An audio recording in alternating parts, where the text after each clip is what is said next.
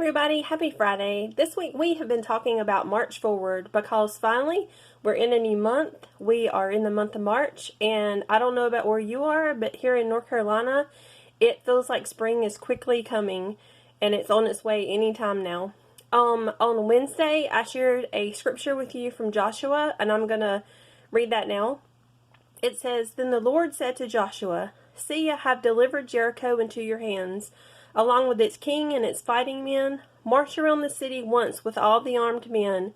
Do this for 6 days. Have 7 priests carry trumpets of ram's horns in front of the ark.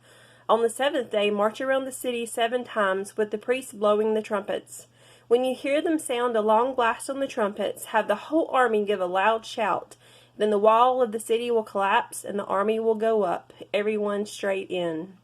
And so as I thought about this and picked out the scripture, I was focused on the act of marching in, marching forward because of the new month. But you know how when you have scriptures that you've read over and over again, but then God reveals something different that He's trying to tell you through that scripture? And so that's what this means to me. That even though you can do an action that you know was what you're supposed to do, like Joshua knows that he needs to get inside of Jericho, that his men and him need to take the city, but he knows that he needs to march in, he needs to have a show of force. But the thing is, he is not going forward with those actions that he knows he needs to do by himself. He's going under the direction of God. God specifically told him exactly, step by step, what to do. And thankfully, he listened to God and he followed those instructions. And I think sometimes we get so caught up in the moment of trying to get things done that we think we can handle the problems ourselves, that we are like, I know exactly what I need to do. I need to do A, B, and C. But the thing is, you may still need to do those things, but if you pray about it and God gives you directions about exactly the steps to take, you will be way more successful using His guidance, because He knows far more than what we do in our human understanding of all the different things within the world and within individual people.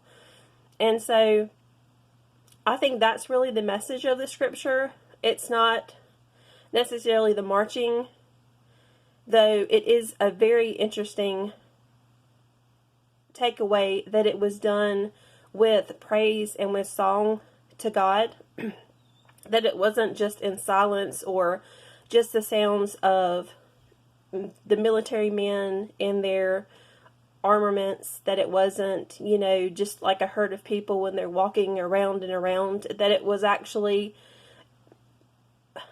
almost joyous, like praise giving to God, of it not just being something that was ordinary, but it was something extraordinary because it was put into action by God Himself. And so I hope that if you read this and you study it out, that these things will also stand out to you and that they will be helpful in your daily walk. That if you're going through something right now and you feel like there's a wall that's separating you from where you need to be, or there's something standing in your way of where you need to be, that you'll go to God and that He will deliver you, that He will make that thing happen, that He will give you the steps that you need to take. And even though they may have been steps that you were thinking about taking in the first place, I know that you will have a much better outcome with Him on your side and with Him guiding you every step of the way. So I hope you have a wonderful weekend. I hope you get to enjoy some warm weather, and I'll talk to you soon.